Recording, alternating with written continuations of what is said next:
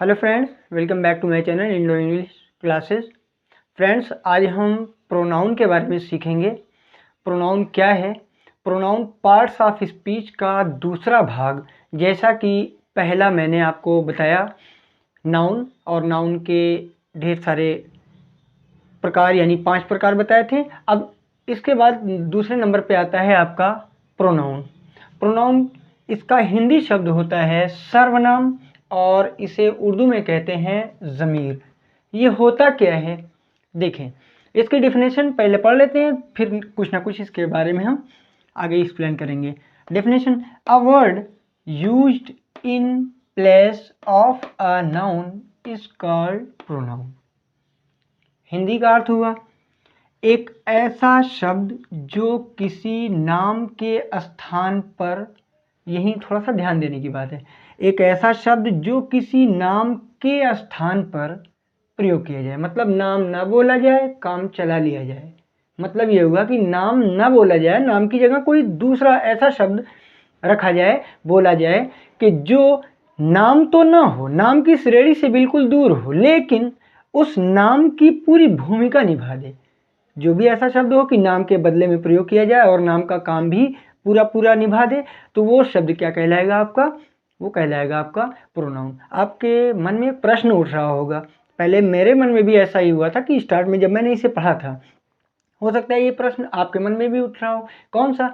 कि भाई अब नाउन तो हमने पढ़ लिया, ग्रामर में जहाँ तक हमको बताया गया नाउन तो हमने पढ़ लिया, अब ये कौन सी नई मुसीबत, कौन सी नई परेशानी, झंझट, यानी प्रोनाउन। भाई नाम न लो और कोई दूसरा शब्द लगाओ, ये कौन सी बात? तो आइए देखते हैं ऐसा क्यों होता है।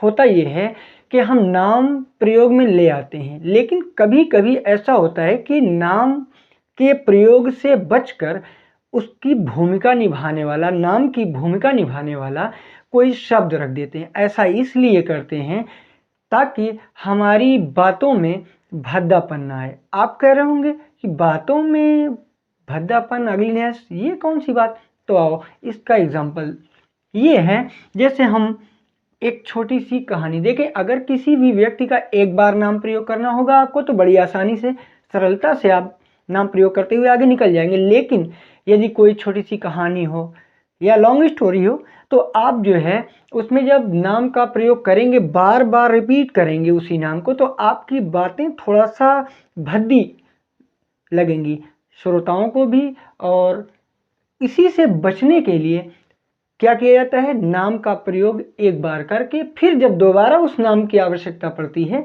तो हम नाम नहीं प्रयोग करते, बल्कि उसके स्थान पे कुछ विशेष शब्द होते हैं जो प्रयोग करते हुए चले जाते हैं।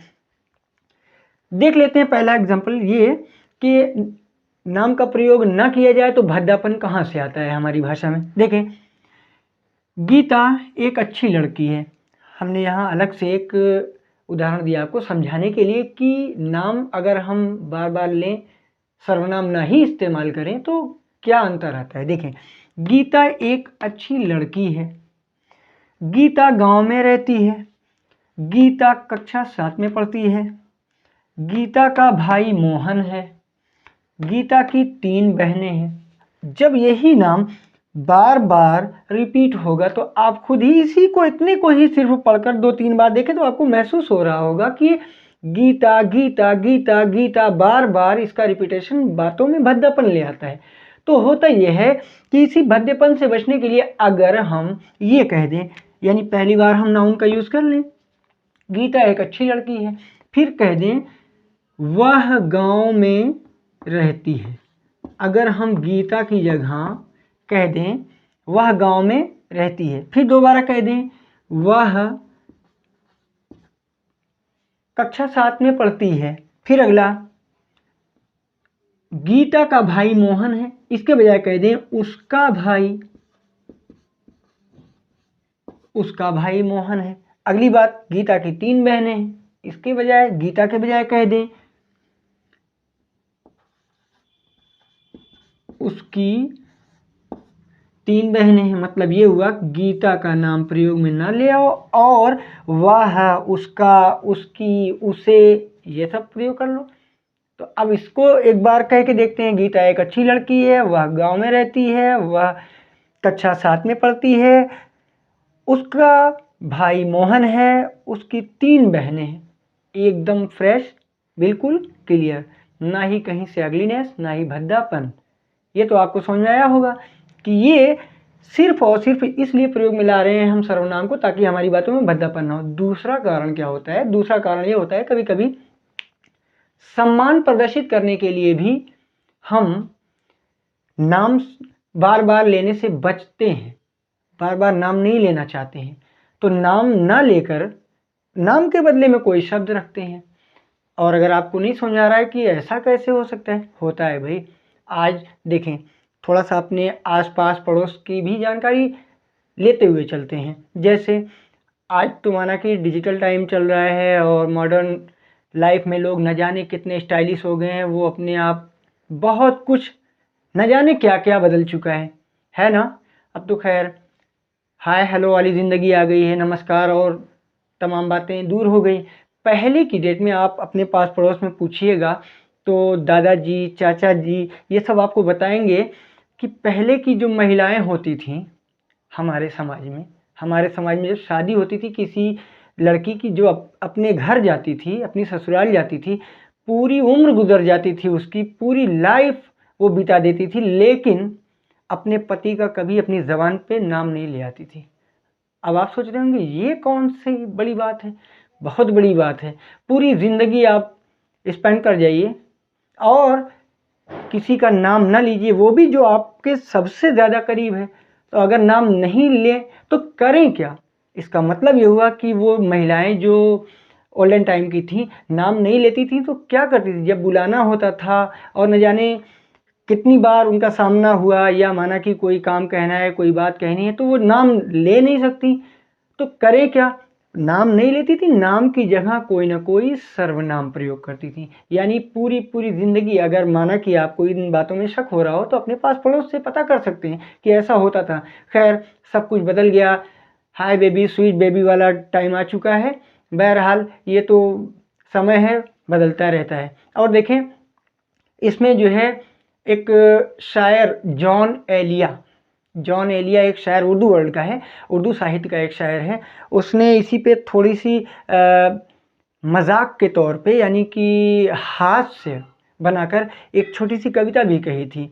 शर्म, दहशत, झिझक, परेशानी। दोबारा कहता हूँ, शर्म, दहशत, झिझक, परेशानी, नाज से काम क्यों नहीं लेती आप, वो, जी, मगर ये सब क्या है, तुम मेरा नाम क्यों नहीं लेती।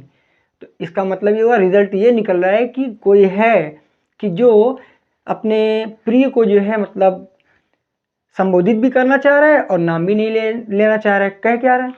आप, वो, जी, अजी, सुनते हो, ये बहुत से शब्द आपने सुने भी होंगे अपने पास पड़ोस में।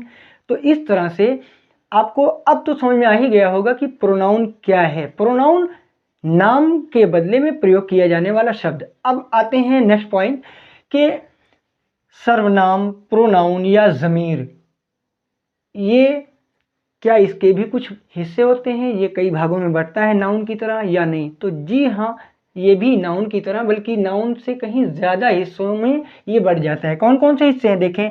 पहला है पर्सनल प्रोनाउन, दूसरा डिमॉन्स्ट्रेटिव प्रोनाउन, तीसरा इंट्रोगेटिव प्रोनाउन, चौथा पॉजेसिव प्रोनाउन, और पांचवा है रिफ्लेक्सिव प्रोनाउन, छठा रिलेटिव प्रोनाउन, सातवां इंडेफिनिट प्रोनाउन, और आठवां रेसिप्रोकल प्रोनाउन। तो ये हुआ प्रोनाउन के पार्ट्स। और नेक्स्ट वीडियो में हम आपको जो है एक एक की परिभाषा, इसके उदाहरण अच्छी तरह समझाएंगे। आशा करता हूं कि आज का वीडियो आपको समझ में आया होगा, और अगर समझ में आया है तो अब आप हमारे चैनल को सब्सक्राइब करें, और हो सके तो इसे दोस्तों में भी शेयर करें ताकि अधिक से अधिक लोग जो है इससे लाभान्वित हो सकें। Thank you.